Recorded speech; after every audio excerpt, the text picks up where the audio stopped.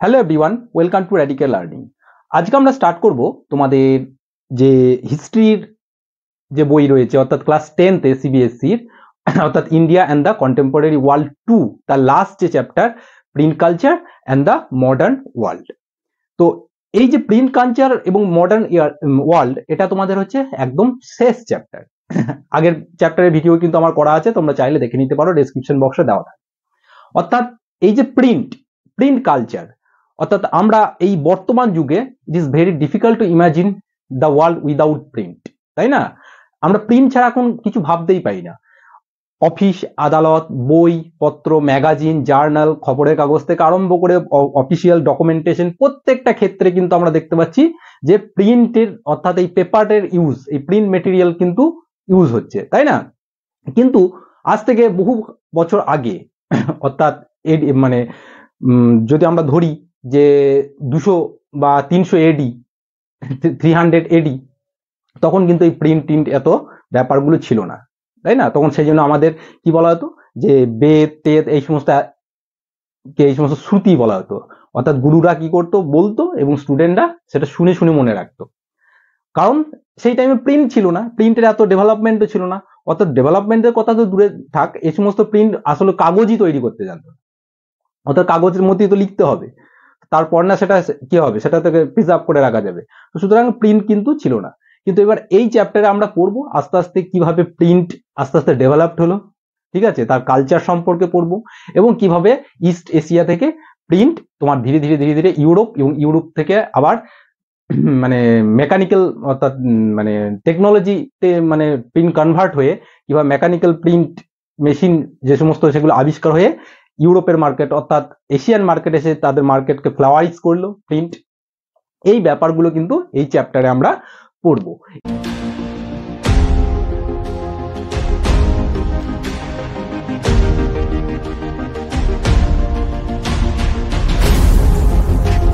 এই চ্যাপ্টারটা অনেকটা লেন্দি চ্যাপ্টার, ঠিক আছে? এগুলো অনেকগুলো তোমার সাব পার্ট এখানে রয়েছে।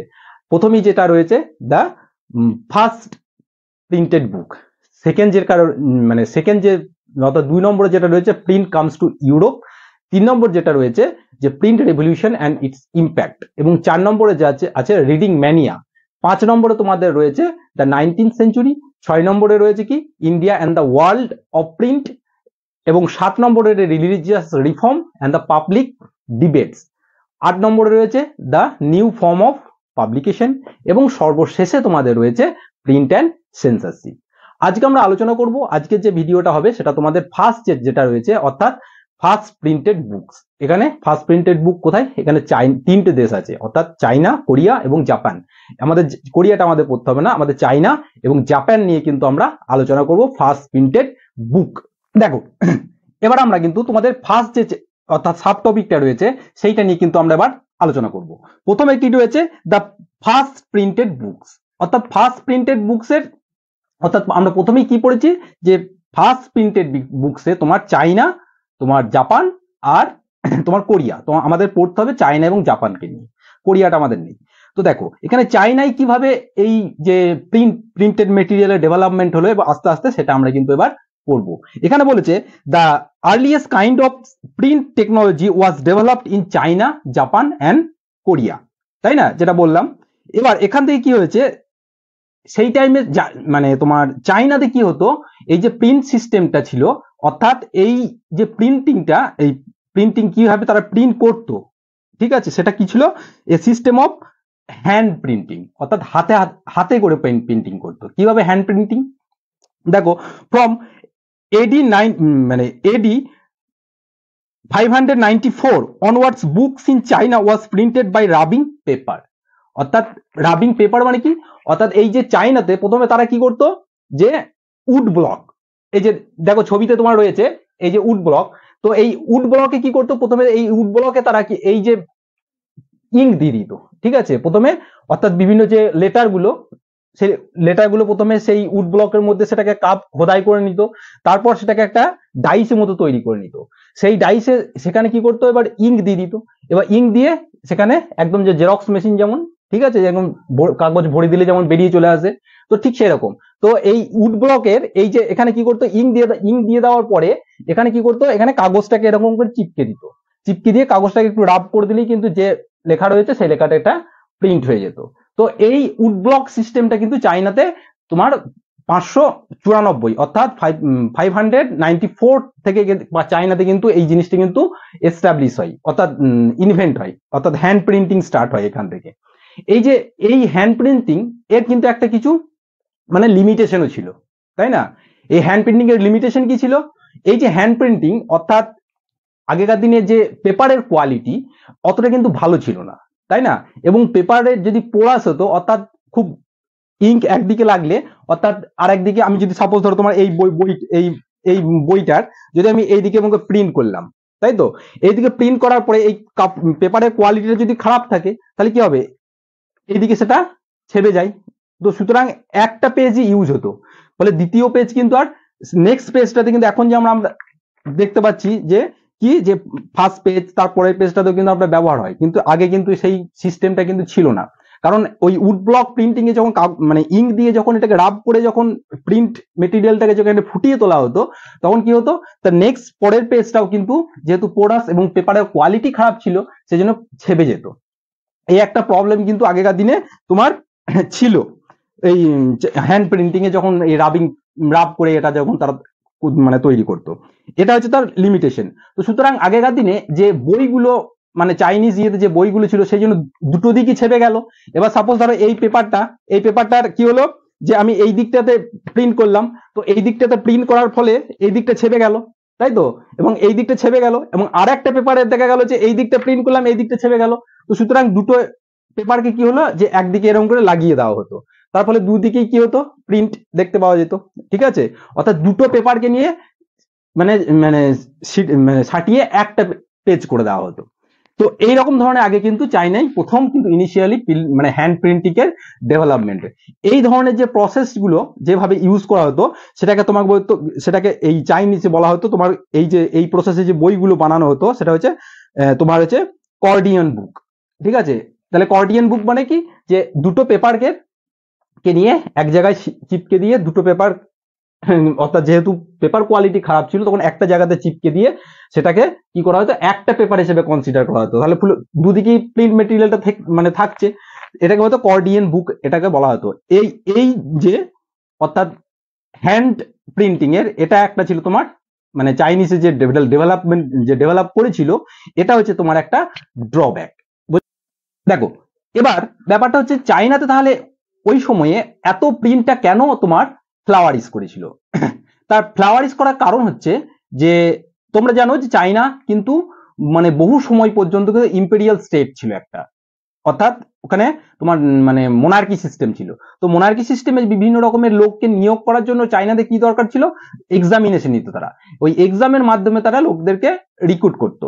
তো সুতরাং এক্সাম দিতে গেলে সুতরাং তো পড়াশোনা করতে হবে, তার জন্য হিউজ পরিমাণে প্রিন্টেড মেটেরিয়ালস থেকে আরম্ভ করে বুক টুক এইগুলো সমস্ত দরকার ছিল।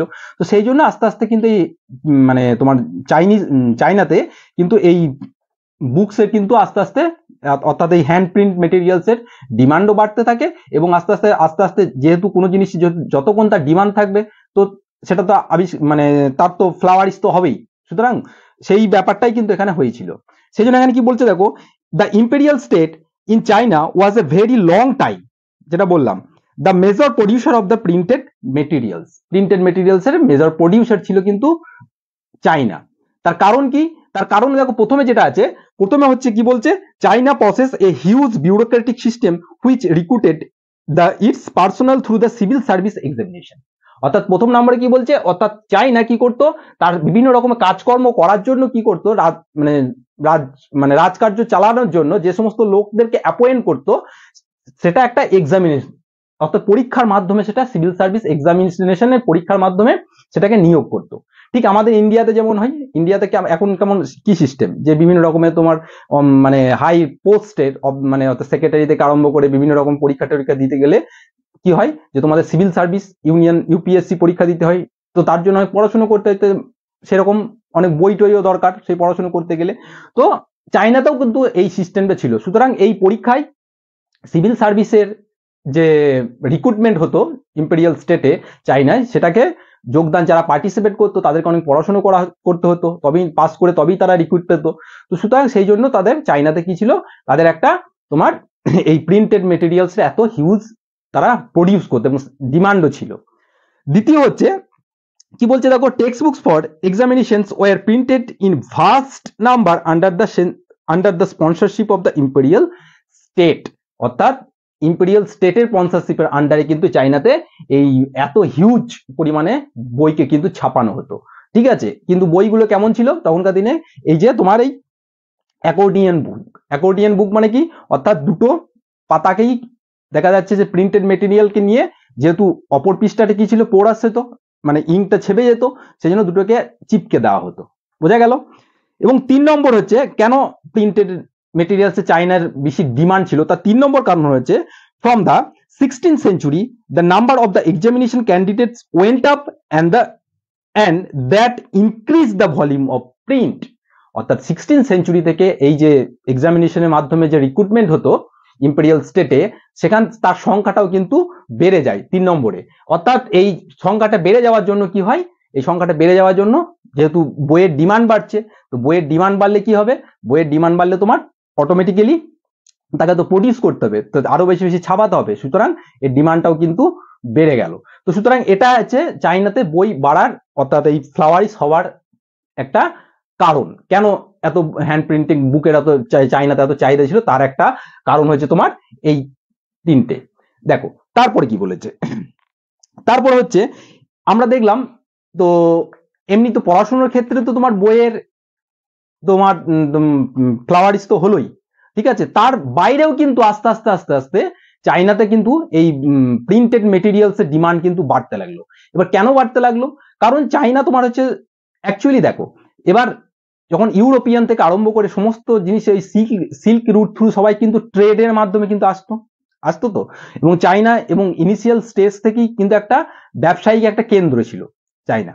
তো সুতরাং বিভিন্ন রকমের হিসাবের মানে এই সমস্ত পড়াশুনোর বাদেও বিভিন্ন রকমের তোমার বিভিন্ন মানে মার্চেন্ট, অর্থাৎ মানে ব্যবসা বাণিজ্য করার ক্ষেত্রে বিভিন্ন হিসাব অ্যাকাউন্টেন্সির ইয়ের জন্য তো তার হিসাব রাখার জন্য তো একটা পেপার দরকার ঠিকঠাক, ঠিক আছে, কি বিলিং হবে, কতটা ডিউ রয়েছে, এই সমস্ত বিলিং করার জন্য আমরা যেমন লিখে রাখি, ঠিক যেমন আমরা দোকানে গেলাম, হয়তো কোনো মুদিখানা দোকানে অনেকে দেখবে এখনো খাতা সিস্টেম রয়েছে, তো সে কোথায় লিখে রাখছে, সে তো কপিতে লিখে রাখছে। তো সুতরাং এই ব্যবসার ক্ষেত্রে আগেকার দিনেও তাদেরও কিন্তু এই সিস্টেমটাই ছিল যে তাদেরকে লিখে রাখতে হতো। শুধু লিখে রাখতে গেলে কি দরকার, এই সমস্ত প্রিন্টেড মেটেরিয়ালস দরকার। অর্থাৎ সেই জন্য কি বলছে, by the 17th century urban culture bloomed in China, অর্থাৎ যত শহরীকরণ আরবান কালচার অর্থাৎ চাইনাতে যত মানে বিকশিত করলো, তার সাথে সাথে কি হলো, দ্য ইউজ অফ প্রিন্ট হচ্ছে ডাইভার্সিফাইড, তার সাথে সাথে ডাইভার্সিফাইড মানে অর্থাৎ প্রিন্টে শুধু এতদিন আমরা যে দেখছিলাম যে এক্সাম পারপাসে ইউজ হচ্ছিল, শুধু স্টুডেন্টরা পড়ছিল তা নয়, আরো তার মানে ইউজটা আরো বিভিন্ন ওয়াইড স্প্রেড হতে, বিভিন্ন ক্ষেত্রে প্রিন্ট এবার ইউজ হতে লাগলো। কি কি ক্ষেত্রে দেখো, এবার print was no longer used just by the scholar, অর্থাৎ শুধু পড়াশোনা বা এর জন্য প্রিন্ট কি হতে লাগলো, শুধু স্কলারদের যে প্রিন্ট ইউজ তা নয়, এবার কি আর কি হতে লাগলো তার সাথে সাথে, এবং কি হচ্ছে merchants use print their everyday life as the collected trade information, যেটা বললাম। দেখো তারপর হচ্ছে সেই জন্য, অর্থাৎ এখানে কি হচ্ছে, মার্চেন্টরা তাদের ডেলি লাইফে প্রিন্টকে ইউজ করতে লাগলো, কি তারা কালেকশন করছে, কাকে কতটা পয়সা টাকা দিচ্ছে, কার কাছ থেকে কতটা নিচ্ছে, সেটা হিসাব রাখার জন্য কিন্তু প্রিন্টের মেটেরিয়ালস দরকার। তো সুতরাং তার জন্য কিন্তু আস্তে আস্তে প্রিন্টের চাহিদা বাড়তে লাগলো এবং ব্লুম করতে লাগলো। দ্বিতীয় হচ্ছে তোমার আবার দেখো, হ্যাঁ, এবং রিডিং, এবং এর বাইরেও, অর্থাৎ এর বাইরেও কি কি আরো ক্ষেত্রে প্রিন্টের ব্যবহার বেড়ে গেল। এবার হচ্ছে রিডিং ইনক্রিজিংলি বিকাম লিজার অ্যাক্টিভিটি, অর্থাৎ অবসর টাইমে পড়াশোনা করার জন্য, যে আমরা যেমন গল্পের বই পড়ি, বিভিন্ন রকম ম্যাগাজিন পড়ি, বিভিন্ন রকমের জার্নাল পড়ি, তাই না, কোনো বিভিন্ন রকম ভ্রমণ কাহিনী পড়ি তো আগেকার দিনে তো কি ছিল, একটা তো এখন তো মানে সোশ্যাল মিডিয়া, হোয়াটসঅ্যাপ, ফেসবুক, এসব সমস্ত জিনিসগুলো, ইনস্টাগ্রাম ছিল না, ছিল না, সুতরাং লোকেরা কি করতো, বিভিন্ন রকমের বিভিন্ন টাইপের বই তারা কিন্তু রাখতো, ঠিক আছে, অবসর টাইমে সেই সমস্ত বইগুলো পড়তো তারা। তো সুতরাং প্রিন্ট এই সমস্ত কালচারগুলো তাদের মধ্যে কিন্তু ইনকালকেট হতে লাগলো, ডেভেলপমেন্ট হতে লাগলো। সুতরাং রিডিং ট্যাগটা কিন্তু লিজার অ্যাক্টিভিটি মানে অ্যাক্টিভিটি হিসাবে কিন্তু কনসিডার হতে লাগলো, সেই জন্য কিন্তু প্রিন্টটা আস্তে আস্তে বাড়তে লাগলো। তাহলে এখানে দেখো, তাহলে তাহলে ওই যে প্রিন্টের ইয়ের বাইরেও কিন্তু প্রিন্ট ডেভেলপমেন্ট করার ব্লুম অর্থাৎ গ্রো করা হচ্ছে যে এই যে কারণগুলো, আর যে কারণগুলো হচ্ছে সেটা হচ্ছে কি, একটা হচ্ছে তোমার লিজার অর্থাৎ মার্চেন্ডাইজদের অর্থাৎ তাদের নিজস্ব অ্যাকাউন্টের ইনফরমেশনের জন্য লিজার অ্যাক্টিভিটি ইনক্রিজ হলো, তার জন্য কিন্তু প্রিন্ট বেড়ে গেল। এবং দ্বিতীয় হচ্ছে rich women began to read, অর্থাৎ ধনী সম্ভ্রান্ত পরিবার মহিলারা তারা কিন্তু পড়তে স্টার্ট করলো। And many women began to publishing their poetry and plays, অর্থাৎ বিভিন্ন ওমেন তারা কি করলো, তাদের প্র্যাকটিস, তাদের পোয়েট্রি অর্থাৎ কবিতা এবং বিভিন্ন নাটক তারা লিখতে লাগলো এবং সেগুলোকে তারা পাবলিশও করতে লাগলো, অর্থাৎ সেইগুলো অন্যান্য লোকে পড়তেও লাগলো। এটার জন্য কিন্তু প্রিন্ট বেড়ে গেল আস্তে আস্তে। এবং কি ওয়াইফস অফ স্কলার অফিসিয়ালস, অর্থাৎ যে সমস্ত মানে স্কলার পণ্ডিত ব্যক্তি, বিদ্বান ব্যক্তি এবং তাদের কি হলো, তাদের ওয়াইফরা কি হলো, পাবলিশ দেয়ার ওয়ার্কস অ্যান্ড কি হচ্ছে curtains wrote their about their life, ঠিক আছে, এবং তাদের তাদের জীবনের সম্পর্কেও কিন্তু তারা কিন্তু অর্থাৎ লিখতে লাগলো। এখন আমরা যেমন দেখি না যে ব্লগ, ডেইলি ব্লগ, ঠিক আছে, ঠিক ওই ব্লগ টাইপের তারা কি করছে না করছে বিভিন্ন রকম এই সমস্ত জিনিস ক্ষেত্রেও কিন্তু তারা কিন্তু লেখালেখি করতে লাগলো। অর্থাৎ আমরা কি দেখলাম যে প্রিন্ট যে সিস্টেমটা, এই প্রিন্ট সিস্টেমটা শুধু ইনিশিয়ালি যে ইম্পেরিয়াল স্টেট যেভাবে স্টার্ট করেছিল অর্থাৎ যে ডিমান্ড ছিল তার বাইরে এই যে ওই যে স্কলারশিপের বাইরেও কিন্তু আলাদা কিন্তু প্রিন্টের আস্তে আস্তে আস্তে আস্তে চাহিদা বাড়তে লাগলো। মার্চেন্টরা মানে বিভিন্ন ক্ষেত্রে তাদের প্রিন্ট ইউজ করতে লাগলো, তাদের ব্যবসায়িক কর্মক্ষেত্রে লিজার অ্যাক্টিভিটি হিসাবে প্রিন্টকে কনসিডার করা হতে লাগলো। স্কলার ওয়াইফ, যে যাদের স্কলার ব্যক্তি তাদের ওয়াইফরা তাদের ডেইলি লাইফ সম্পর্কে লিখতে লাগলো, ঠিক আছে, বিভিন্ন ওমেন তারাও কিন্তু বিভিন্ন লোক এবং বিভিন্ন ওমেন তারাও কিন্তু কি করতে লাগলো, তারাও কিন্তু বিভিন্ন নাটক টাটক এই সমস্ত লিখতে লাগলো। তো এই সমস্ত জিনিস আস্তে আস্তে আস্তে আস্তে কিন্তু মানে বাড়তে লাগাতে প্রিন্ট কালচারও কিন্তু আস্তে আস্তে ফ্লাওয়ারিশ করতে থাকে। এবার দেখো, এবার ব্যাপারটা হচ্ছে যেখানে বলছে the new reading culture was accompanied by a new technology. এটা কিভাবে, অর্থাৎ এখানে এই যে নতুন যে রিডিং কালচার তার সাথে সাথে কিন্তু এবং টেকনোলজিও কিন্তু চলে এলো। কিভাবে এলো আগে দেখো কি বলছে, যে western printing techniques and the mechanical process were imported in the late 19th century as western power establish their কি হচ্ছে আউটপোস্ট ইন চায়না। বোঝা গেল?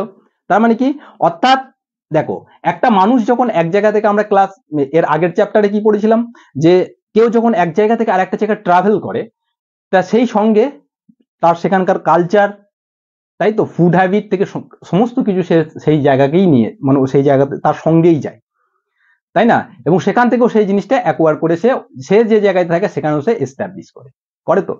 ঠিক যেমন আমরা কি দেখলাম যে আমরা মনে পড়ছে তোমাদের যে যে আমরা যে সমস্ত তোমার কি বলে যে খাবার যে সমস্ত জিনিস, যে টমেটো, সয়াবিন, বিনস, পটাটো, এগুলো কোথায়, এগুলো অ্যাকচুয়ালি খাবার কোথাকার ছিল, আমেরিকা, ঠিক আছে, ল্যাটিন আমেরিকা।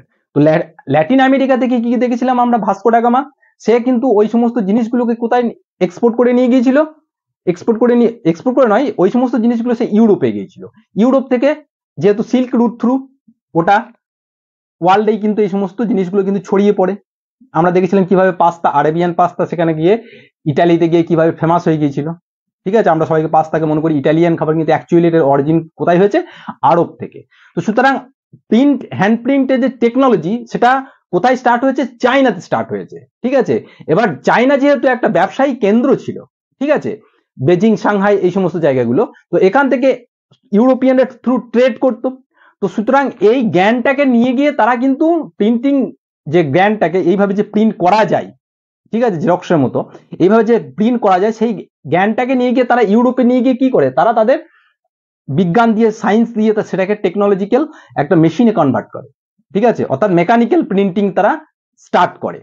এবং মেকানিক্যাল প্রিন্টিং আবার কোথায় চলে আসে, রিটার্ন হয়ে কোথায় আসে, আবার চায়নাতে আসে। এবং তাদের আউটপোস্ট, তাদের কলোনি তো না, তাদের আউটপোস্ট মানে অর্থাৎ তাদের যেখানে ব্যবসা বাণিজ্য হয় সেখানে কিন্তু এই মেকানিক্যাল প্রিন্টিং আস্তে আস্তে হ্যান্ড প্রিন্টিং থেকে মেকানিক্যাল প্রিন্টিং এ কিন্তু শিফট করতে থাকে। বোঝা গেল? তো সুতরাং এই ব্যাপারটা। এবং কি হয়, এবং দেখো, এবং তারপরে বলেছে দেখো যে Shanghai become the hub of the new print culture, এবং আস্তে আস্তে সাংহাই এবার মানে নিউ প্রিন্ট কালচারের হাব হয়ে পড়ে মানে গড়ে ওঠে একদম, এবং creating the western style school, বোঝা গেল, from hand printing where was now gradual shift to the অর্থাৎ মেকানিক্যাল প্রিন্টিং। অর্থাৎ এবার থেকে কি হলো, এখান থেকে আস্তে আস্তে আস্তে আস্তে এবার হ্যান্ড প্রিন্টিং আস্তে আস্তে আমার কিন্তু এবার মেকানিক্যাল প্রিন্টিং এ আমার কিন্তু শিফট করে গেল, বোঝা গেল। অর্থাৎ চায়না থেকে নলেজটা নিল ইউরোপিয়ানরা, সেই নলেজটা নিয়ে গিয়ে ইউরোপে গিয়ে, ঠিক আছে, তারা কিন্তু তাদের নিজেদের মতো করে সেটাকে সায়েন্সের মাধ্যমে টেকনোলজি লাগিয়ে সেটাকে ডেভেলপ করলো। সেই ডেভেলপমেন্ট আবার কোথায় হলো, ফিরে আসলো কোথায়, তাদের যেহেতু আউটপোস্ট বেজিং, সাংহাই এই সমস্ত জায়গাতে, তো সুতরাং এই সমস্ত জায়গাতে আস্তে আস্তে তাদের একটা মানে কালচারাল হাব তৈরি হলো প্রিন্ট মেটেরিয়ালস এর এই সমস্ত ব্যাপারে, এবং ওয়েস্টার্ন স্কুল এই সমস্ত জায়গায় এস্টাবলিশ হতে লাগলো। দেখো এরপর আমরা সেকেন্ড যে সাব টপিকটা রয়েছে সেটা নিয়ে আলোচনা করব, অর্থাৎ প্রিন্ট ইন জাপান। অর্থাৎ প্রথমে কি হয়েছিল, প্রথমে দেখো মানে প্রিন্টটা কোথায় ফ্লাওয়ারিশ করেছিল, চায়নাতে, তারপর কিন্তু জাপানে কিন্তু এটা এলো। প্রথমে চাইনিজরা কিন্তু এটাকে লুকিয়ে রেখেছিল, ঠিক আছে, তো লুকিয়ে রাখা জন্য কিন্তু দেখো জাপানে কিন্তু প্রথম প্রিন্ট এই সমস্ত এই ব্যাপারগুলো আসে তোমার 1768, আর চায়নাতে কোথায় তোমার 1594, মানে প্রায় তোমার 250 বছরের গ্যাপ, ঠিক আছে। তারপরে কিন্তু জাপানের দিকে আসে এই প্রিন্ট ব্যাপারটা। তো দেখো এখানে জাপানে কি হয়, তো এখানে কি বলছে, কারা জাপানে প্রথম নিয়ে আসে, অর্থাৎ বুদ্ধিস্ট যে সমস্ত মিশনারিজরা ছিল, সন্ন্যাসীরা ছিল, তারা কিন্তু এই জাপানে প্রথমে এই প্রিন্ট কালচারটাকে, অর্থাৎ প্রিন্ট মেটেরিয়ালস এর এই যে ছাপার ব্যাপারটাকে, হ্যান্ড প্রিন্ট বলো, এই ব্যাপারটাকে কিন্তু তারাই নিয়ে এসেছিল, বোঝা গেছে। সেই জন্য কি বলছে, Buddhist missionaries from the China introduce hand printing technology into Japan, কখন অ্যারাউন্ড এডি 768 টু 770, অর্থাৎ 768 থেকে 770 মধ্যে কিন্তু জাপানে কিন্তু এই প্রসেসটা আসে। এরা জানে কি এরকম ভাবে হ্যান্ড প্রিন্টিং এর মাধ্যমে জেরক্সের মতো প্রিন্ট করা যায়, ঠিক আছে। তো এখান থেকে দেখো তোমাদের একটা শর্ট কোয়েশ্চেন কিন্তু ইম্পর্টেন্ট এটা দেয় মাঝে মাঝে, কি তাদের প্রথম বই the oldest Japanese book printed কখন প্রিন্ট হয়েছিল, 1868। কি নাম ছিল বইটার, দেখো বইটার নাম দ্য বুদ্ধিস্ট ডায়মন্ড সূত্রা। এই যে বুদ্ধিস্ট ডায়মন্ড সূত্রা এর প্রথম একটা পেজ দেখো তোমাদের এখানে দেওয়া আছে, এইটা হচ্ছে তোমার বুদ্ধিস্ট ডায়মন্ড সূত্রা। দেখো দেখো a page from the diamond Sutra, ওখান থেকে একটা পেজ এখানে দেওয়া আছে, ওই Buddhist diamond Sutra, the first publish জাপানিজদের বই। এই বইটা কি আছে দেখো, কন্টেনিং 6 sheets, 6টা মাত্র পাতা আছে, ঠিক আছে, অফ টেক্সট এন্ড কি হচ্ছে উডকাট ইলিস্ট্রেশন মানে যে পিকচারাইজ করা আছে, অর্থাৎ ছবির মাধ্যমে ওখানে লেখা রয়েছে। The pictures were printed on, এবার আস্তে আস্তে দেখো এই যে প্রিন্ট শুধু মাত্র প্রিন্ট মানে এই লেখালেখির মধ্যে কিন্তু আর সীমাবদ্ধ কিন্তু প্রিন্টটা থাকলো না, তাই না, লেখালেখির মধ্যে প্রিন্টটা কিন্তু আর সীমাবদ্ধ থাকলো না। এবার প্রিন্ট আস্তে আস্তে কোথায় গেল, এবার দেখো কি বলছে, যে pictures were printed on textiles, এবার আস্তে আস্তে বিভিন্ন রকমের কাপড় চোপড়, অর্থাৎ বিভিন্ন রকমের টেক্সটাইলের মধ্যেও কিন্তু বিভিন্ন রকমের ডিজাইনাল যে সমস্ত পিকচার, সেইগুলো কিন্তু প্রিন্ট হতে লাগলো এই মানে টেকনোলজি এক্সচেঞ্জ হওয়ার পর, এক্সচেঞ্জ নয় মানে আস্তে আস্তে জানার পর তারা দেখলো এটা ইউজ করতে লাগলো। তারপর কি প্লেইং কার্ডেও কিন্তু প্রিন্ট ইউজ হতে লাগলো, বিভিন্ন রকমের ছবি, ঠিক আছে, সেই কার্ডে কিন্তু ইউজ হতে লাগলো। তার সাথে সাথে অ্যান্ড পেপার মানি, এখানেও কিন্তু প্রিন্ট ইউজ হয়ে মানে পেপার মানি, প্রিন্টকে পেপার মানি হিসেবেও কিন্তু ইউজ করা হলো।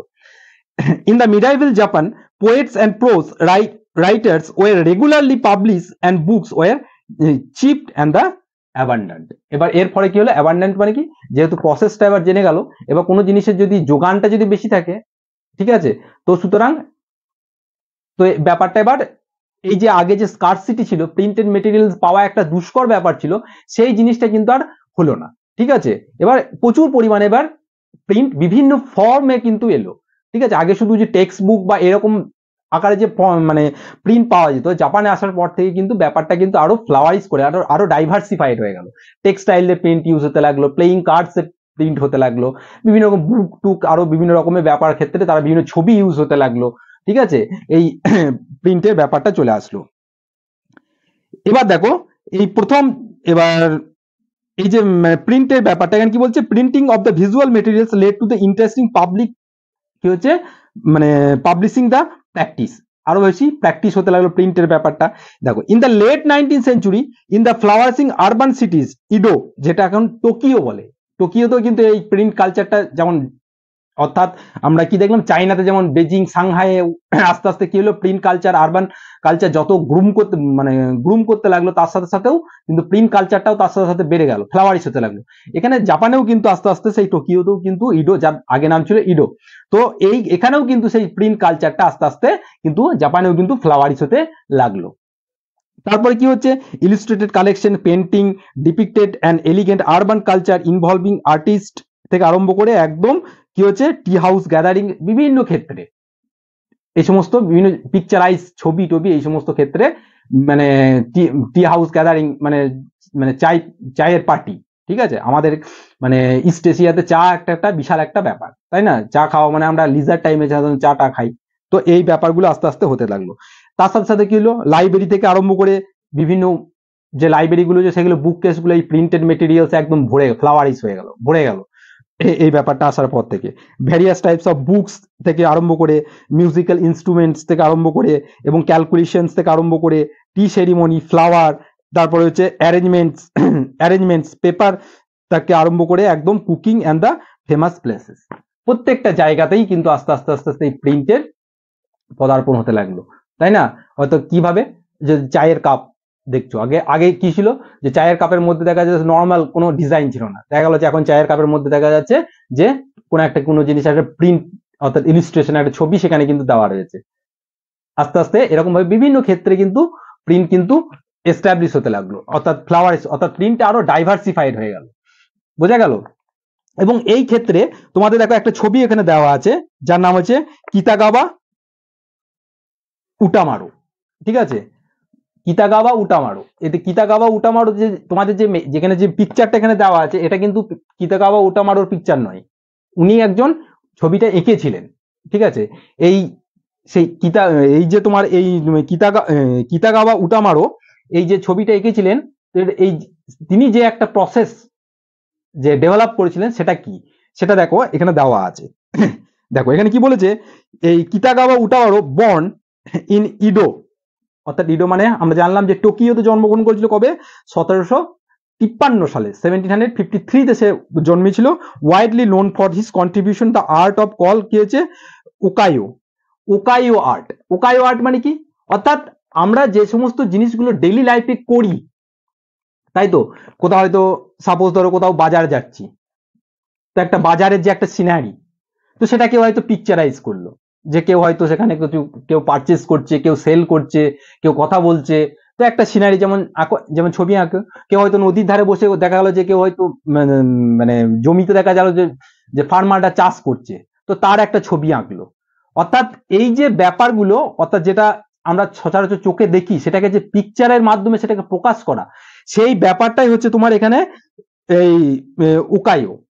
এটাকে কে, এই তোমার কিতাগাওয়া উটামারো কিন্তু এটা প্রথম কিন্তু এটা এই কনসেপ্টটা কিন্তু এস্টাবলিশ করেছিল, ঠিক আছে। সেই জন্য এখানে কি হচ্ছে দেখো, এখানে দ্য পিকচার এটা এই উকাইও মানেও এখানে বলে দিয়েছে the pictures of the floating world or the depiction of the ordinary human experience, especially urban ones, ঠিক আছে। and these prints traveled contemporary USA, Europe and influence artists like Manet এবং Monet and Van Gogh। এবং এই সমস্ত এই কিতাগাওয়ার এই যে মানে কনসেপ্টটা, অর্থাৎ এই যে অ্যাকচুয়ালি আমরা বলতে পারি যে এই যে আমরা যে বিভিন্ন সিনারি ছবি দেখি, ঠিক আছে, তো এই কনসেপ্টটাই এই কিতাগাওয়া উটামারোর কনসেপ্ট, ঠিক আছে। এই প্রথম কিন্তু এই কনসেপ্টটাকে এস্টাবলিশ করেছিল, অর্থাৎ আমরা নর্মাল মানে সাধারণ সাধারণ লোকেরা যে সমস্ত কাজকর্ম করি, যে তারই একটা পিকচারাইজেশন বলা যায়। তো সেটাও কিন্তু দেখো নিচে একটা তোমাদের একটা দিয়েছে, দেখো তার ছবিটা কি দিয়েছে, এ মর্নিং সিন, দেখো নিচে ছবিটা দিয়েছে, দেখো একটা মর্নিং সিন, এখানে লোকে একটা চায়ের একটা পার্টি, কেউ জানলা থেকে কি করছে উকি মারছে, কেউ বসে বসে গল্প করছে, গসিপ করছে, এই ব্যাপারটা এটা কিন্তু আঁকছে, ঠিক আছে। সুতরাং এখানে দেওয়া আছে a man looks out of the window at the snowfall. White women prepare tea and perform other domestic duties. বাড়িতে হয়তো আরো কাজকর্ম করছে। তো এই যে কনসেপ্টটা, অর্থাৎ একটা সিনারি, অর্থাৎ এই যে কনসেপ্টটা, এটাও কিন্তু আস্তে আস্তে আস্তে আস্তে এই প্রিন্ট কালচারের ডেভেলপমেন্টের সাথে সাথে সাথে এটাও, এই কনসেপ্টটাও কিন্তু ডেভেলপমেন্ট হলো। আমরা এর আগের চ্যাপ্টার আমরা পড়েছি, অর্থাৎ গ্লোবালাইজেশন অফ দ্য যে ওয়ার্ল্ডে, সেখানে কি দেখেছিলাম যে ইন এনসিয়েন্ট যে টাইমে, সেখানেও কিন্তু আগেকার দিনে একটা ওয়ার্ল্ডের এক প্রান্ত থেকে আর একটা প্রান্ত কানেক্টেড ছিল কার মাধ্যমে? তোমার এই সিল্ক রুটের মাধ্যমে, তাই তো? কারণ এই সিল্ক রুটের মাধ্যমে কি হতো? সিল্ক রুটের মাধ্যমে বিভিন্ন ট্রেড থেকে আরম্ভ করে, বিভিন্ন ব্যবসা বাণিজ্য থেকে আরম্ভ করে সবকিছুই কিন্তু, নলেজ থেকে আরম্ভ করে, ডিজিজেস থেকে আরম্ভ করে সব কিন্তু ওয়ার্ল্ড ওয়াইড স্প্রেড করেছে তোমার এই সিল্ক রুটের মাধ্যমে। তো সুতরাং এখানেও কিন্তু চাইনিজ যে প্রিন্টার, অর্থাৎ প্রিন্ট টেকনিক, তাই না, সেই প্রিন্ট টেকনিকও কিন্তু এই সিল্ক রুট থ্রু তোমার এই চায়না থেকে, অর্থাৎ এশিয়া, ইস্ট এশিয়া থেকে কিন্তু ইউরোপে ট্রাভেল করে, তাই তো? অর্থাৎ আগেকার দিনে যে চাইনিজ, অর্থাৎ তারা এই সিল্ক রুটের মাধ্যমে যে তোমার কি বলবো, যে সমস্ত মশলা থেকে আরম্ভ করে যে সমস্ত জিনিস যেত, তার সাথে কিন্তু প্রিন্টও চলে যায়। তো সুতরাং আজকে আমাদের দ্বিতীয় চ্যাপ্টার হবে, দ্বিতীয় টপিক যেটা আমরা ডিসকাস করব, সেটা হচ্ছে print comes to Europe. Print কিভাবে তোমার ইউরোপে এলো। তো প্রিন্ট আসার মেন তার মানে সিগনিফিকেন্স, মানে গুরুত্বপূর্ণ মানে ব্যাপারটা কার উপরে যায়, সেটা হচ্ছে তোমার এই সিল্ক রুটের মাধ্যমে। সিল্ক রুটের মাধ্যমে মানে কিন্তু প্রিন্ট কিন্তু ইউরোপে গিয়েছিল, অর্থাৎ সিগনিফিকেন্স অফ প্রিন্ট, অর্থাৎ সিল্ক রুট। তো এই সিল্ক রুটের মাধ্যমে কি হয়, এই চাইনা থেকে আস্তে আস্তে কিন্তু মানে চাইনা, জাপান থেকে আরম্ভ করে আস্তে আস্তে কিন্তু সিল্ক কিন্তু ইউরোপে, তোমার সিল্ক রুটের মাধ্যমে ইউরোপে কিন্তু পৌঁছায়। এবার কি হয়, যখন সেখানে দেখে, সেখানে there was a system of hand printing from AD, sorry এটা নয়, পৌঁছায়। তারপরে কি হয়, দ্য 11th সেঞ্চুরিতে পৌঁছায়, ঠিক আছে। এবং চাইনিজ পেপার রিচ ইউরোপ ভায়া সেম রুট, সেম রুট মানে হচ্ছে তোমার এই ইউরোপের এই সিল্ক রুটের মাধ্যমে।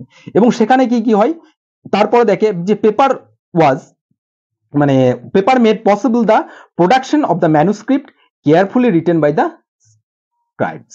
স্ক্রাইবস মানে হচ্ছে কি, অর্থাৎ যারা লেখে, ওই ম্যানুস্ক্রিপ্ট যারা লিখতো তাদেরকে হচ্ছে স্ক্রাইব। ম্যানুস্ক্রিপ্ট মানে পাণ্ডুলিপি। তোমরা দেখেছো আগেকার দিন যখন পেপারের ডেভেলপমেন্ট হয়নি, উৎপত্তি হয়নি, তখন লোকে কিসে লিখতো? এই যে ভেলাম, অর্থাৎ চামড়ার, পশুর চামড়াকে শুকিয়ে তার মধ্যে সেখানে লিখতো। আবার আমাদের বিভিন্ন ইন্ডিয়ার বিভিন্ন পাতলা যে তালের পাতা, তার উপরে লেখা হতো। বিভিন্ন কাঠের ছোট ছোট টুকরো, তার উপরে লেখা হতো। পেপার যখন আবিষ্কার হয়নি তখন, কিন্তু যেহেতু এই পেপার যখন আবিষ্কার হয়ে গেল, তখন চাইনিজ ট্রেডাররা যখন কি দেখলো, যখন তারাও যখন ইউরোপের দিকে গেল, তখন ওয়ার্ল্ড ওয়াইড যখন স্প্রেড করলো, তখন দেখলো যে ইউরোপিয়ানরা দেখলো যে এরা তাদের সাথে করে একটা, মানে তাদের সাথে যে নিয়ে যাচ্ছে লেখার একটা বস্তু, যার উপরে তারা খুব সুন্দরভাবে তারা লিখছে, ঠিক আছে, যেটা কিন্তু ইউরোপে নেই। তো এই জিনিসটা কিন্তু তাদেরকে খুব অ্যাট্রাক্ট করে। অর্থাৎ এই সমস্ত ম্যানুস্ক্রিপ্ট এবং লেখা, আগেই ম্যানুস্ক্রিপ্ট এগুলো লেখা তো খুব, মানে খুব ঝামেলার ব্যাপার ছিল, ঠিক আছে, খুব টাইম টেকিং একটা প্রসেস ছিল। তো পেপারের উপর সহজেই কিন্তু আমরা এখন লিখতে পারি। তো এই টেকনিকটা আস্তে আস্তে কিভাবে ডেভেলপড হচ্ছে, তো সেটাই। তো এই যে টেকনিক ইউরোপে যে টেকনিকটা গেল, কিন্তু চাইনিজরা কি করতো, এই জিনিসটা তো প্রথম থেকে বরাবর সবার কাছ থেকে লুকিয়ে রাখতো, গোপনে রাখতো, ঠিক আছে, তারা নিজেদের কাজের জন্য ইউজ করতো। কিন্তু ইউরোপে যে এই ব্যাপারটা স্প্রেড করলো, তার মানে ওয়ান অ্যান্ড অনলি একজনের মানে ক্রেডিট যাকে দেওয়া যায়, সে হচ্ছে এই যে গ্রেট এক্সপ্লোরার মার্কোপোলো। এই মার্কোপোলো কি করেছিলেন, যে উনি 1295-এ তিনি কি করেছিলেন, মার্কোপোলো গ্রেট এক্সপ্লোরার কি হচ্ছে, return to Italy after many years of exploration in China. অর্থাৎ চাইনাতে অনেক দিন মানে এক্সপ্লোর করার পর তিনি যখন ইটালিতে ফিরে আসে, তখন সে কি করে, তার সঙ্গে সে প্রিন্টিং এর প্রসেসের জ্ঞানটাকেও কিন্তু নিয়ে আসে, কিভাবে উড ব্লক প্রিন্টিং, যখন যেটা চাইনাতে অলরেডি ডেভেলপড হয়ে গেছে, কিন্তু চাইনা কি করেছে, সবার থেকে লুকিয়ে রেখেছিল। তো অ্যাজ ইউ রিড অ্যাবাভ, চাইনা ওয়াজ মানে already had the technology of wood block printing, যেটা প্রিন্টিং পেয়েছিলাম, ডেভেলপ করেছিল। Marco Polo ব্রট this knowledge back to him. অর্থাৎ মার্কোপোলো কি করলো, তার সাথে সেই নলেজটাকে নিয়ে এলো। উড ব্লক প্রিন্টিং, সেই উড ব্লক প্রিন্টিং একটা ব্লকটা কিন্তু নিয়ে এলো না, ব্লকটা।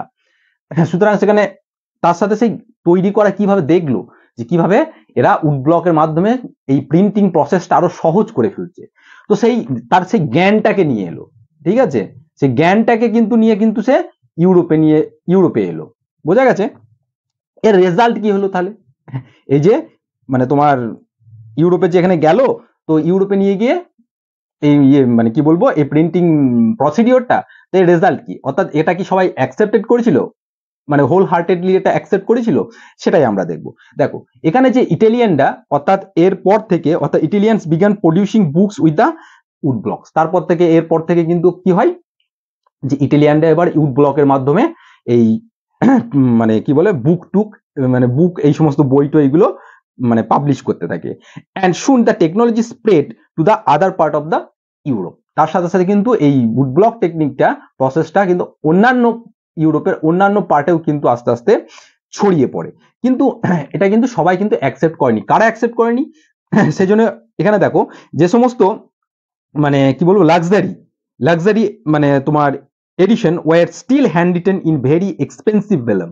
ভেলাম মানে কি হচ্ছে? ভেলাম মানে হচ্ছে a parchment made from the animal skin, অর্থাৎ অ্যানিমেল স্কিনকে শুকিয়ে তার উপর যে লেখা, সেটাকে বলা হতো ভেলাম। কিন্তু এই একটা সেকশন লোকে ছিল সমাজের, মানে এই সমস্ত উচ্চবিত্তশালী লোকেরা, তারা কিন্তু এই হাতের লেখা ভেলামের ম্যানুস্ক্রিপ্টটাকেই দেখে তারা কিন্তু পছন্দ করলো। কারা অ্যালাউ করলো? এবং সমাজের একটা শ্রেণী কিন্তু এটাকে অতটা নেগলেক্ট করলো, ঠিক আছে, উড ব্লক পেন্টিংটাকে। কিন্তু এই যে মার্চেন্টস থেকে আরম্ভ করে এবং স্টুডেন্টরা থেকে, বিভিন্ন ইউনিভার্সিটি স্টুডেন্টরা, তারা কিন্তু এটাকে মানে ওয়েলকাম করলো, কারণ তাদের কাছে এটা খুব একটা সহজলভ্য বস্তু হয়ে গেল। প্রিন্টেড বিভিন্ন বই টই তারা কিন্তু অতি মানে সহজেই কিন্তু তারা পেতে লাগলো। এবার ব্যাপারটা হচ্ছে, আস্তে আস্তে এবার দেখো, রিডিং হ্যাবিট কিন্তু আস্তে আস্তে ইউরোপে বাড়তে লাগলো। এবার রিডিং হ্যাবিট বাড়তে লাগার সাথে সাথে কিন্তু তার নিডসটাকে ফুলফিল করার জন্য তার তো বইয়ের দরকার, তাই না? সেজন্য কি হলো, দেখো, the demand of book increase.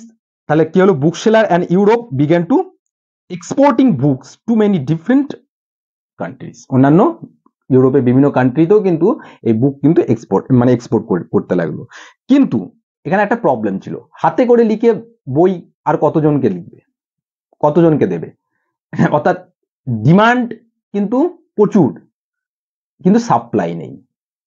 হাতে করে স্ক্রাইবরা, অর্থাৎ যারা স্ক্রাইব রয়েছে, যারা লিখবে, তাদের সংখ্যা খুব কম, ডিমান্ড বেশি। এবার কি হয়, তোমার ডিমান্ড হচ্ছে কি মাদার অফ ইনভেনশন। তো এখানে কি হলো, আস্তে আস্তে এই যে যখন উড ব্লক প্রিন্টিং যখন আসেনি, তাই তো, তখন এই সমস্ত এই স্ক্রাইবসদের কিন্তু প্রচন্ড ডিমান্ড ছিল। দেখো কি কি ক্ষেত্রে, the production of hand written manuscripts were also organised a new way to meet the expand demands. Second হচ্ছে, scribes or skill hand writers were no longer slowly employed by the wealthy or influential persons in the increasingly by the bookseller as well as। অর্থাৎ তার সাথে সাথে ওই লেখার ডিমান্ডটাকে fulfil করার জন্য যে সমস্ত স্ক্রাইবস, অর্থাৎ যারা লিখতো, অর্থাৎ লেখক, তাদের সংখ্যাও কিন্তু আস্তে আস্তে বাড়তে লাগলো, এবং তারা কিন্তু মানে খুব ইজিলি এমপ্লয়েড হতে লাগলো বুক সেলার এই সমস্ত এদের কাছ থেকে। এবং কতগুলো সংখ্যা দেখো, more than 50 স্ক্রাইবস often work for one book seller. অর্থাৎ একজন বুক সেলারের আন্ডারে কজন কাজ করতো? অর্থাৎ প্রায় 50 জন, ঠিক আছে, মোর দ্যান 50 জনের বেশি। তারপরেও কিন্তু এরা কিন্তু নিডটাকে স্যাটিসফাই করতে পারছে না। অর্থাৎ কেন স্যাটিসফাই করতে পারছে না? তার তো কিছু লিমিটেশন আছে। হাতে মানুষ আর কত লিখবে? তো কিছু লিমিটেশনের জন্য কিন্তু এটা স্যাটিসফাই করা, তার নিডটাকে, ডিমান্ডটাকে মানে ফুলফিল করা কিন্তু পসিবল হচ্ছিল না। কারণ কি? কারণ হচ্ছে এই সমস্ত যে মানে কপিং ওয়াজ ভেরি এক্সপেন্সিভ। তার মেন কারণ হচ্ছে ওই যে কপি করে করে লেখা, প্রত্যেকটা জিনিস দেখে দেখে দেখে আমরা যে পেনে যা করে যেমন লিখছি, তো এই লেখাটাও কিন্তু একটা ছিল প্রচন্ড একটা এক্সপেন্সিভ, এবং তার সাথে সাথে টাইম কনজিউমিং একটা ব্যাপার কিন্তু এখানে ছিল, তাই না? আর ম্যানুস্ক্রিপ্টের ফ্র্যাজাইল, অর্থাৎ ম্যানুস্ক্রিপ্টের পাণ্ডুলিপিটাকে খুব ভঙ্গুর টাইপের, তাই না? ফ্র্যাজাইল, অতি সহজ ভেঙে যেতে পারতো, ছিঁড়ে যেতে পারতো, এরকম একটা ব্যাপার ছিল। আর অকওয়ার্ড টু হ্যান্ডেল, এবং তাকে হ্যান্ডেল করাও কিন্তু খুব অসুবিধা। ম্যানুস্ক্রিপ্টে আমরা বই যেমন কি করি, ইজিলি যেমন করে খুশি খুলতে পারি, তাই না, যেমন করে খুশি পড়তে পারি, কিন্তু ম্যানুস্ক্রিপ্টে ওরকম করে করা যায় না। ম্যানুস্ক্রিপ্টে খুব হ্যান্ডেল, খুব কেয়ারফুলি তাকে কি করতে, খুলতে হবে, তাকে বন্ধ করতে হবে। তো সুতরাং তাকে হ্যান্ডেল করা একটা অকওয়ার্ড একটা সিস্টেম একটা ছিল, অত সহজ ছিল না। তো সেই জন্য বুক এই জায়গায় যদি ম্যানুস্ক্রিপ্টে যদি বুকটাকে যদি চলে আসে, তাহলে লোকে বুকটাকে বেশি প্রেফার করবে, তাই না? Fragile and could not be carried around or read easily, এবং ম্যানুস্ক্রিপ্টকে সহজে বইয়ের এক জায়গা থেকে আরেক জায়গায় নিয়ে যাওয়া কিন্তু কি ছিল, একটা অসুবিধা একটা ব্যাপার ছিল, এবং সহজে কিন্তু নিয়ে যাওয়া যেত না। তো সুতরাং এইগুলো ছিল তোমার স্ক্রাইবস অর্থাৎ হাতে লেখার যে প্রবলেম, সেই প্রবলেমগুলো। অর্থাৎ এর সলিউশন কি? এর সলিউশন কিন্তু এবার এলো তোমার যে উড ব্লক প্রিন্টিং। বোঝা গেল? যদিও এখানে তারপরে কি হচ্ছে, এবার এই যে ডিমান্ডটাকে, সুতরাং their circulation therefore remained limited, সেই জন্য তারা কিন্তু প্রয়োজন মতো ডিমান্ড, কিন্তু যা ডিমান্ড আছে সেই ওয়াইজ তারা কিন্তু বুক সার্কুলেট করতে পারছে না। ওই যে আগেই বললাম যে তোমার মানে ডিমান্ড, যে needs is the mother of invention. তো সুতরাং এই যে চাহিদা থেকে, অর্থাৎ কে এলো এদের চাহিদা পূরণ করার জন্য? উড ব্লক প্রিন্টিং, যেটা মার্কো পোলো যে জ্ঞানটাকে নিয়ে এসছে সেটাকে আবার অ্যাকসেপ্টেড করলো সবাই, এবং তার সাথে সাথে এবার এই যে তার গ্রোয়িং ডিমান্ড অফ বুকস এবং wood block printing gradually became more and more popular, এবং তার সাথে সাথে এখানে কি হলো, উড ব্লক প্রিন্টিংও আস্তে আস্তে পপুলার হয়ে গেল। যদি দেখো এবার কিন্তু আমরা কি দেখবো, এই স্লাইডে দেখবো যে কিভাবে প্রিন্ট আস্তে আস্তে ডেভেলপ করছে, তাই না? প্রথমে হ্যান্ড রাইটিং মানে হাতে করে লিখছিল, ঠিক আছে, স্ক্রাইবসরা। তারপরে আস্তে আস্তে দেখলাম আমরা কি উড ব্লক প্রিন্টিং, এবং উড ব্লক প্রিন্টটাকে যখন ইউরোপে এলো, অর্থাৎ আমরা উড ব্লক প্রিন্টিং এর কিছু লিমিটেশন আমরা দেখলাম, তাই না? এবং আস্তে আস্তে এবার প্রিন্টের এবার ডেভেলপমেন্ট হচ্ছে, অর্থাৎ মার্কো পোলো সেই জ্ঞানটাকে ইউরোপে নিয়ে এলো, এবং সেখান থেকে এবার তার থেকে ফার্দার ডেভেলপমেন্ট এবার হচ্ছে, মেকানিক্যাল প্রসেস এবার হবে, যেটা করবে জার্মানির গুটেনবার্গ। ঠিক আছে, এই গুটেনবার্গ তার প্রিন্টিং প্রেস কিভাবে তৈরি করেছিল, ফার্স্ট সে যে প্রথম যে প্রিন্টিং প্রেস 1430 যে তার তৈরি করেছিল, এখানে প্রথম মানে প্রিন্টিং প্রেস বলতে এটা একটা প্রোটোটাইপ বলা যায়, সে প্রথম তৈরি করেছিল 1430। তো এই যে জিনিসটা তিনি তৈরি করেছিলেন তার পিছনে তার ব্যাকগ্রাউন্ডটা, গুটেনবার্গের ব্যাকগ্রাউন্ডটা একটু আমাদেরকে জেনে নিতে হবে, তিনি কে ছিলেন, অর্থাৎ তার ব্যাকগ্রাউন্ডটা জানলে এটা জানতে সুবিধা হবে। দেখো এই গুটেনবার্গ তিনি ছিলেন, অর্থাৎ এই যে ইনভেনশন অফ এ নিউ যে তোমার কি বলবো যে টেকনোলজি, অর্থাৎ এই যে প্রিন্টের, অর্থাৎ গুটেনবার্গ তিনি ছিলেন একজন তোমার son of A merchant and গ্রিউ of a large agricultural state, অর্থাৎ সে একজন ব্যবসায়ী বণিকের সন্তান ছিলেন, এবং তার বড় একদম কৃষি ফার্ম টাইপের একটা ছিল তাদের বাবার, এবং from childhood he had seen wine and olive press মানে সে প্রথম থেকে যেহেতু একদম লার্জ এস্টেটের মালিক ছিল, এগ্রিকালচার স্টেটের, তো সুতরাং সেখান থেকে কি দেখেছে, সেই প্রেস, অর্থাৎ প্রেস মানে কি চাপ দেওয়া, অর্থাৎ প্রেসারাইজ করে কিভাবে চাপ দিয়ে তেল এবং অন্যান্য জিনিসগুলোকে সেটা বার করা যেত, তো সেই জিনিসটাকে সে কিন্তু প্রথম থেকে অ্যাকোয়ার করেছিল, তাই না? এবং হি learn the art of polishing অর্থাৎ যে পাথরকে কিভাবে পালিশ করার একটা মানে টেকনিকও সে কিন্তু শিখেছিল, এবং become the master of Goldsmith, এবং গোল্ডস্মিথ মানে কি স্বর্ণকারদের কাজ দেখেছে কেমন সূক্ষ্ম, একদম নিট অ্যান্ড ক্লিন, খুব ছোট ছোট মানে সূক্ষ্ম কাজ মানে তারা করে। তো এই ব্যাপারটা তার মধ্যে কিন্তু আগে থেকেই কিন্তু ছিল, সে একজন একদম মানে কি বলা যায় একদম এক্সপার্ট ছিল, একদম এক্সপার্ট গোল্ডস্মিথ ছিল, এবং also acquire the expertise to create the molds used to making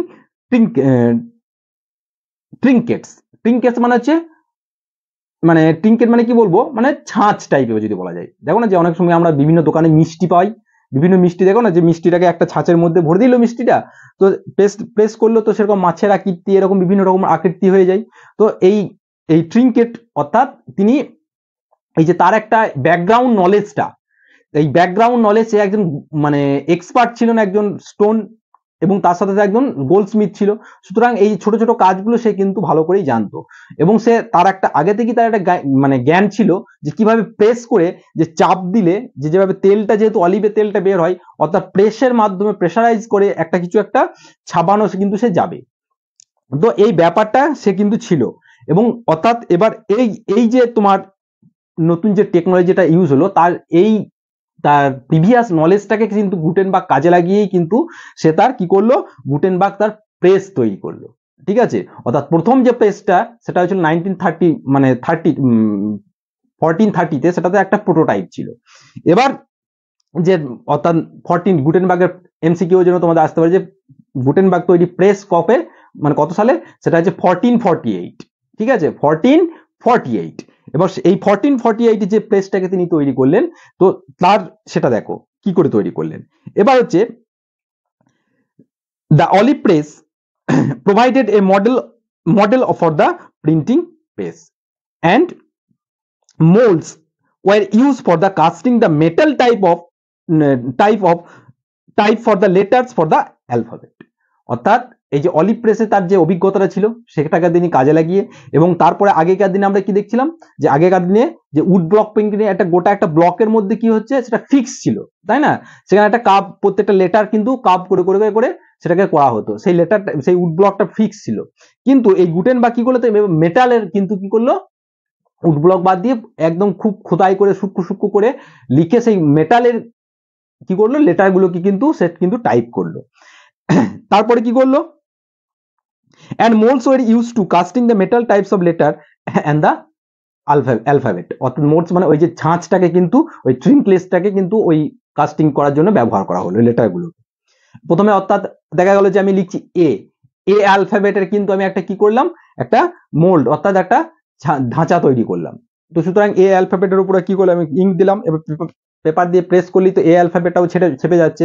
কিন্তু এই এ অ্যালফাবেটটাকে যে সূক্ষ্মভাবে এ টাইপের লিখে তৈরি করা, অর্থাৎ সেটা একটা খুব একটা কি বলে একটা পারদর্শিতার কাজ। সেটা কিন্তু গুটেনবার্গ কিন্তু আস্তে আস্তে আস্তে আস্তে এই লেটারগুলোকে সে ছাপিয়ে কিন্তু কাস্টিং করে নিল ছোট করে। তারপরে কি হয়, বাই 14 অর্থাৎ বাই এই যে 14 তোমার 48 কি হয়, গুটেনবার্গ পারফেক্টেড দ্য সিস্টেম, তার সিস্টেমটাকে আরো একটু পারফেক্ট করে। তারপরে the first book he printed was the Bible. অর্থাৎ এই তার প্রিন্টিং প্রেস থেকে তার প্রথম যে বই সেটা কি বেরোলো, বাইবেল। দেখো এর আগে যে জাপানিজরা যখন প্রথম প্রিন্টিং টেকনোলজিটা চাইনিজ থেকে অ্যাকোয়ার করলো তখন তাদেরও কি ছিল, ডায়মন্ড সূত্রটা। অর্থাৎ রিলিজিয়াস ব্যাপারে কিন্তু সবাই কিন্তু একমত। তো সুতরাং প্রথম যে বইটা বার করলো, তাহলে গুটেনবার্গের প্রেস থেকে প্রথম মানে বইটা কি ছিল, প্রথম বইটা ছিল তোমার বাইবেল। অ্যাবাউট কি হচ্ছে 180 copies were printed and took it 3 years। অর্থাৎ 180টা কপি কিন্তু তৈরি হলো এই বাইবেলের, এবং সময় কত লেগেছিল, সময় লেগেছিল 3 বছর।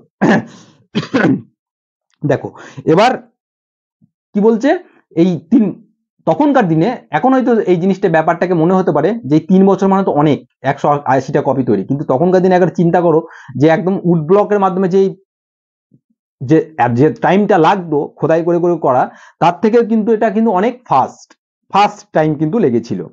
এবার ব্যাপার হচ্ছে, এবার তারপরের যে ব্যাপারটা পয়েন্টটা সেটা দেখো, এখানে কি বলছে, the new technology did not easily displace the existing art and the producing of books by hand.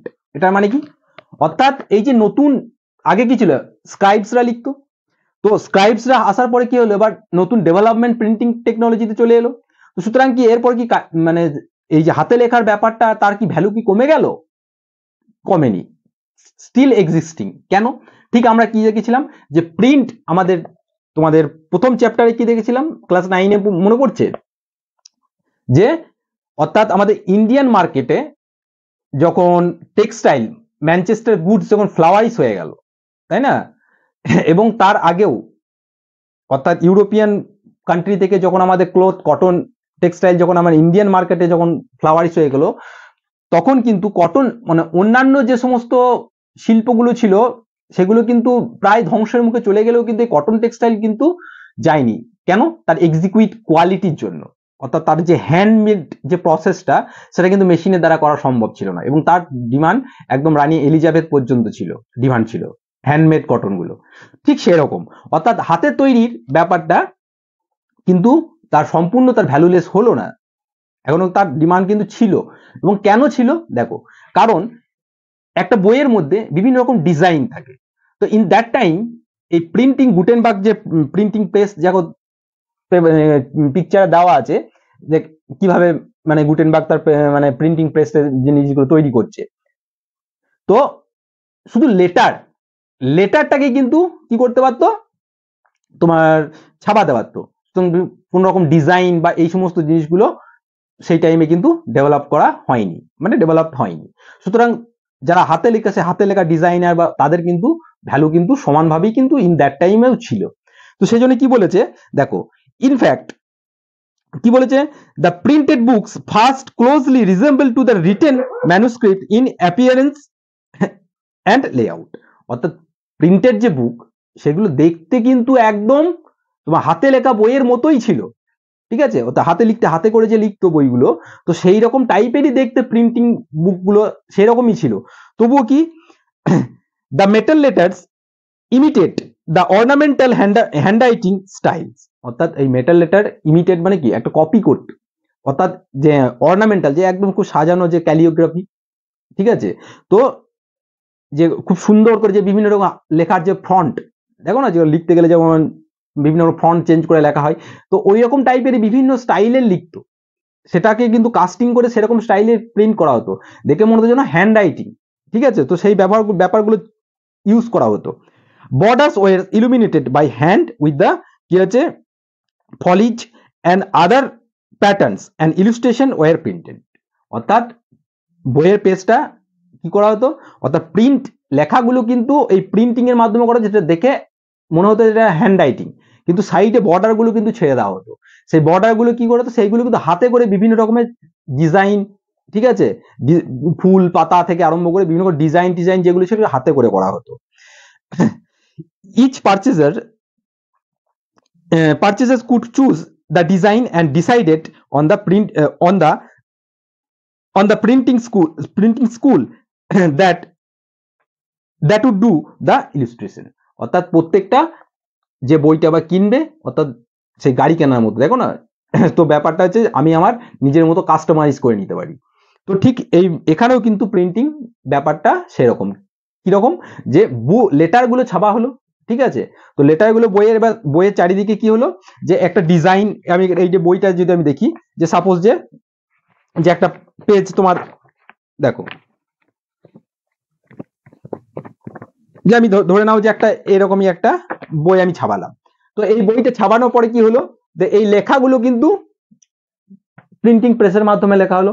এর পাশে যে বর্ডার গুলো রয়েছে, এই বর্ডার গুলোতে কিন্তু বিভিন্ন রকমের ডিজাইন কিন্তু কি করা হতো, মানে করা হতো, সেটা হাতে করে করা হতো, এবং সেটা করা হতো অ্যাকর্ডিং টু মানে কাস্টমার যেমন ডিজাইন চাইতো, তাদেরকে কিন্তু এই বর্ডারে সেরকম ডিজাইনই দেওয়া হতো, ঠিক আছে। সুতরাং এখানে কিন্তু প্রিন্টিং প্রেস আবিষ্কার হওয়ার ফলে কিন্তু এই যারা হাতে করে যারা লিখছিল, অর্থাৎ স্ক্রাইবসদের, বিভিন্ন রকমের ডিজাইনারদের, এদের কিন্তু ডিমান্ড কিন্তু কমলো না, তাই না, বোঝা গেল।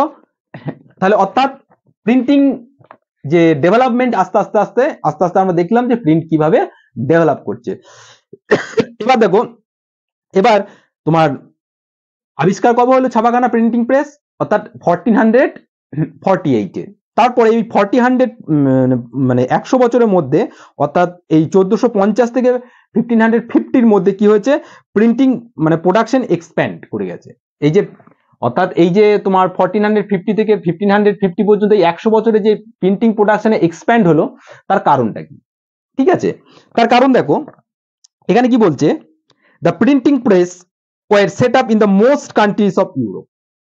অর্থাৎ বিভিন্ন জায়গায় কিন্তু এই প্রিন্টিং প্রেস, অর্থাৎ বিভিন্ন জায়গায় বিভিন্ন দেশে এই প্রিন্টিং প্রেসটা কিন্তু সেট আপ করা হলো। তারপরে the printers from Germany travel to other countries seeking work and helping start a new কি হচ্ছে প্রেস। অর্থাৎ জার্মানিতে প্রথম গুটেনবার্গ আবিষ্কার করে জার্মানির লোক ছিল, তো সুতরাং তো জার্মানিতে এই ব্যাপারটা আগে ফ্লাওয়ারিশ হয়েছে, তো তারা এই ব্যাপারে এক্সপার্টাইজ, তো বিভিন্ন ওয়ার্ল্ডে যখন কি হচ্ছে, এই নতুন বিভিন্ন কান্ট্রিতে যখন প্রিন্টিং প্রেস এস্টাবলিশ হচ্ছে, তখন তাদের ডিমান্ডও বেড়ে গেল, ঠিক আছে, টেকনিক্যাল ওয়ার্কার হিসাবে। তারপর কি বলছে, the second half of the 15th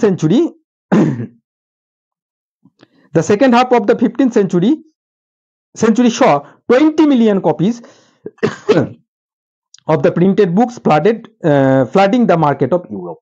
অর্থাৎ সেকেন্ড হাফ, অর্থাৎ 18th সেঞ্চুরির মধ্যে কি 15th সেঞ্চুরি সেকেন্ড হাফে কি হয়, যে প্রায় 20 মিলিয়ন মানে 2 কোটি বই কিন্তু অলরেডি ছেপে ইউরোপের মার্কেটকে একদম ভরিয়ে দেয়। The number went up of the 16th century up to 200 billion.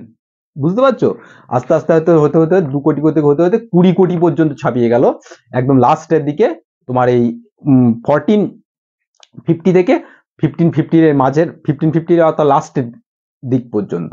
অর্থাৎ এই যে তোমার এত প্রিন্ট যে ছড়িয়ে গেল, অর্থাৎ প্রথম যখন কি করেছিল গুটেনবার্গ 3 বছরে তোমার 180টা কপি কিন্তু বাইবেলের তৈরি করেছিল। মানে দেখে মনে হচ্ছিল অনেক একটা প্রসেস। আস্তে আস্তে তারপর থেকে কি হলো, প্রসেসটা ছড়িয়ে গেল, বিভিন্ন জায়গায় এস্টাবলিশ হতে লাগলো। তারপর কিন্তু দেখা গেল যে একদম ইউরোপের মার্কেটে কিন্তু আস্তে আস্তে এই প্রিন্ট একটা রিভলিউশন চলে এলো, তাই না? একদম ইউরোপের মার্কেটে বুকস এই সমস্ত ব্যাপারগুলো একদম ফ্লাডেড হয়ে গেল।